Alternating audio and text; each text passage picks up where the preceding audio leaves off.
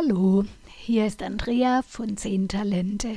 In diesem Video zeige ich dir, wie du so eine Halskette machen kannst. Du lernst dabei 3 verschiedene Arten, wie du neue Fäden hinzufügen kannst. Im nächsten Video kommt dann dieses Design als Fußkettchen.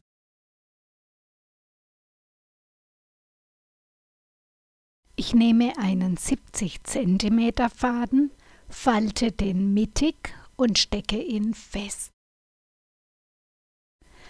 Dann nehme ich den nächsten 70 cm Faden, falte den ebenfalls mittig und stecke ihn in der Mitte fest. Auf diesen Faden werden nun die anderen beiden mit doppelten Halbschlägen draufgeknotet. Du legst mit dem Knotfaden einen Swimmingpool. Der Knotfaden springt in den Pool und wird festgezogen. Das machst du 2-mal. Dann kommt der nächste Faden. Auch 2-mal herumknoten.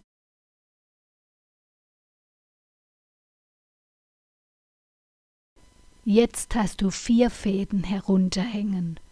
Dann nimmst du den nächsten Faden, legst ihn wieder drüber, steckst ihn fest und knotest diese 4 Fäden auf den neuen Faden drauf. Ich fange immer in der Mitte an zu knoten und knote dann nach beiden Seiten. Das musst du nicht unbedingt. Du kannst auch immer von einer Seite anfangen. Beim Festziehen muss der Leitfaden immer straff gehalten werden. Er darf keine Schlinge bilden.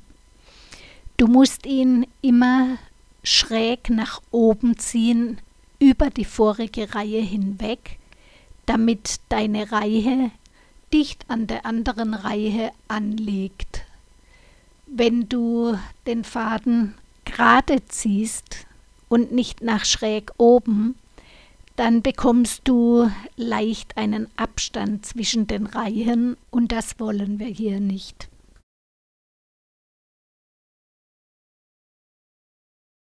Jetzt hast du insgesamt 6 Fäden herunterhängen. Wieder einen neuen Faden feststecken, in der Mitte oder an der Seite, egal. Ich stecke ihn in der Mitte fest, damit beide Enden gleich lang sind. Und dann wiederholst du das Gleiche, nur hast du jetzt auf jeder Seite einen Faden mehr.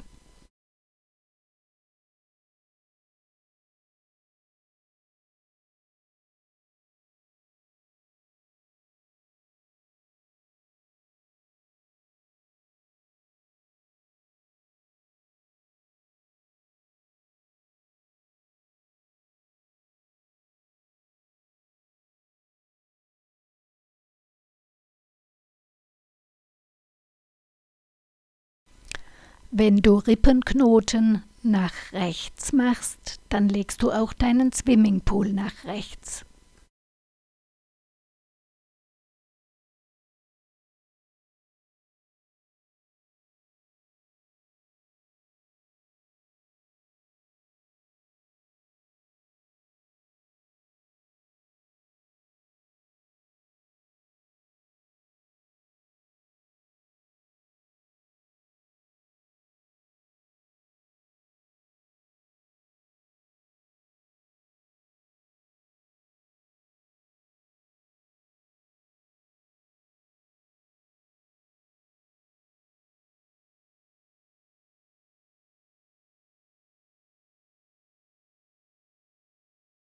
Das wiederholst du jetzt, bis du insgesamt 9 Reihen gemacht hast. Dann teilst du deine Fäden in der Mitte, sodass auf jeder Seite gleich viele Fäden hängen.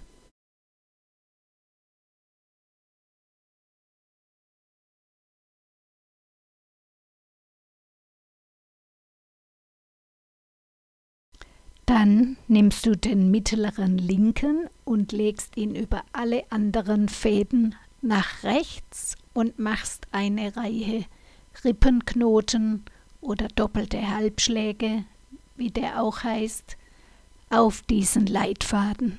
Die Reihe soll wieder dicht an der vorigen Reihe dran sein, was du erreichst, indem du deinen Leitfaden schräg nach oben ziehst.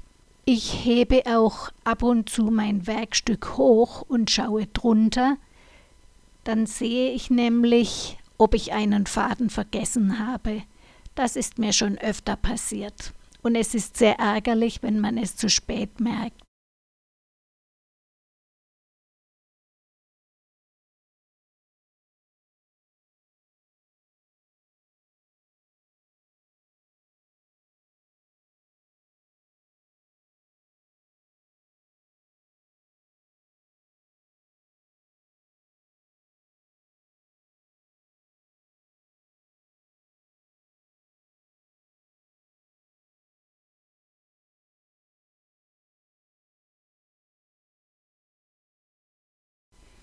Jetzt mache ich noch einmal eine Reihe von der Mitte aus nach rechts. Der linkeste Faden ist wieder der Leitfaden.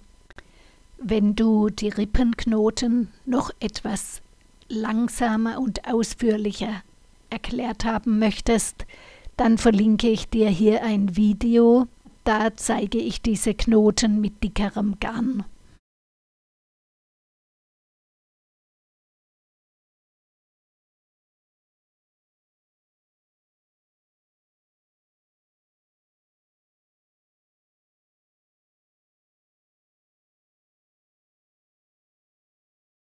Das gleiche wiederholst du nun spiegelbildlich auf der anderen Seite. Die Reihe geht nach links, also legst du auch deinen Swimmingpool nach links.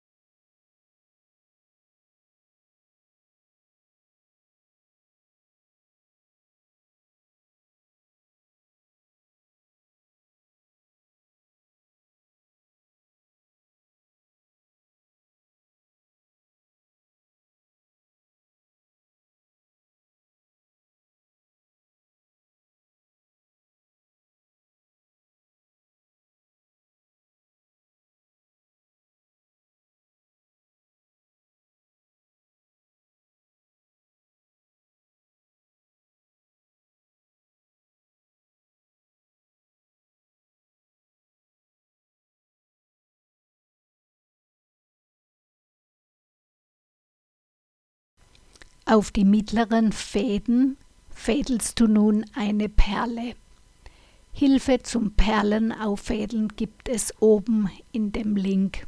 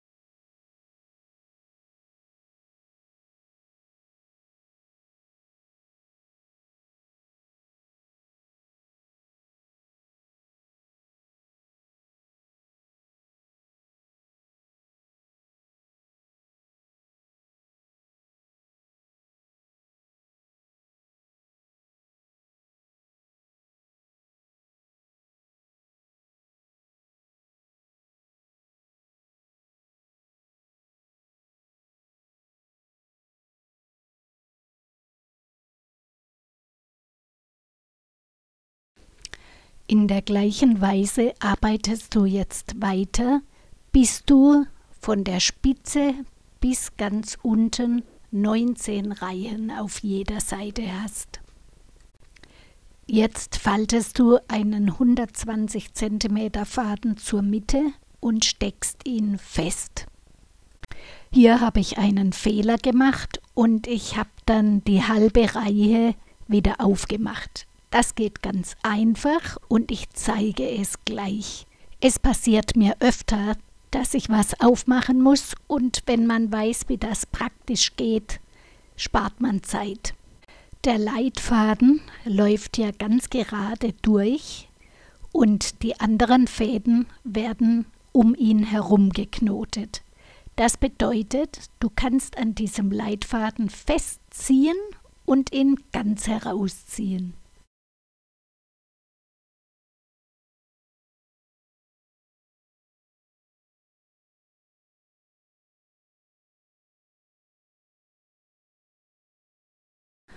Was war nun mein Fehler? Ich muss den ersten Faden weglassen. Der wird gar nicht angeknotet. Denn mein Werkstück soll ja schräg weitergehen.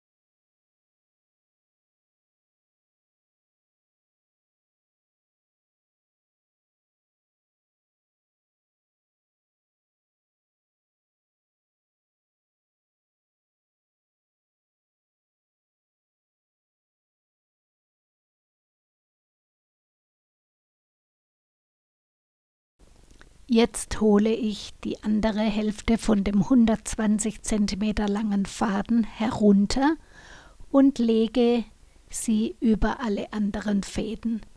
Und wieder lasse ich den ersten Faden weg, der wird nicht mehr gebraucht.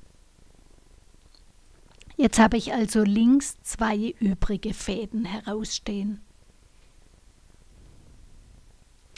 Man weiß am Anfang eines Werkstücks nie so ganz genau, welche Fäden am Ende das Band machen sollen. Deswegen ist es besser, die Fäden für das Band erst am Schluss neu einzufügen, dann kannst du sie genauso lang zuschneiden, wie du sie brauchst.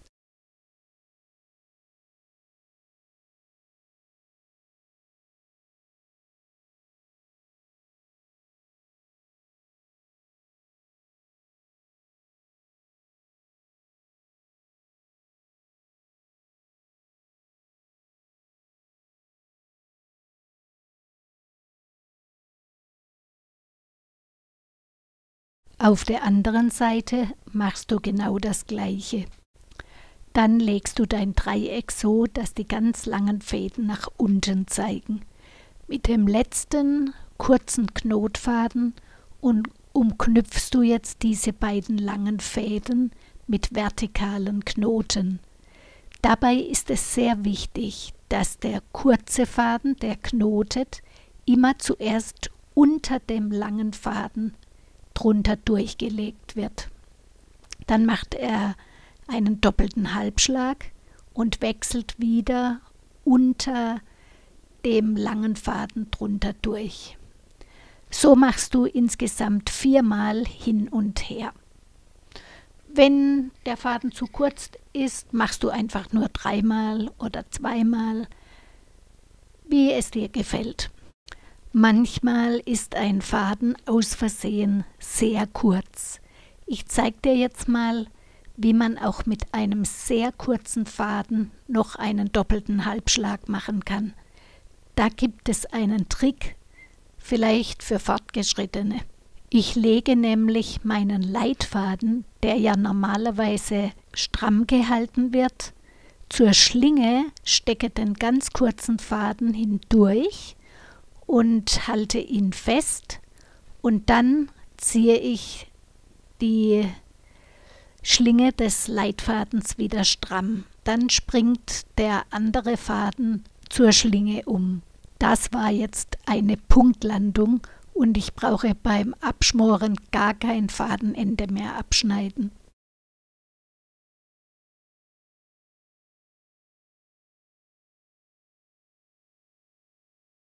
Wenn du diese 4 vertikalen Reihen auf beiden Seiten gemacht hast, kannst du überlegen, ob du mit den beiden langen Fäden eine Kordel zwirnst oder ob du einen Vierfachzopf machen möchtest. Dann fügst du jetzt nochmal einen 120 cm Faden ein.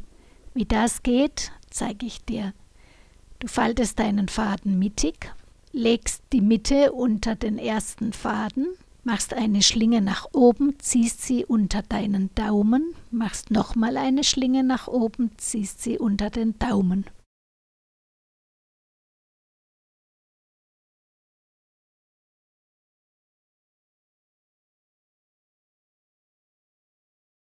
Mit diesen 4 Fäden kannst du jetzt einen Vierfach-Rundzopf flechten.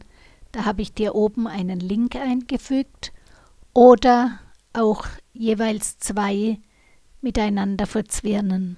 Im nächsten Video zeige ich dir dann, wie du aus diesem Design Barfußsandalen machen kannst.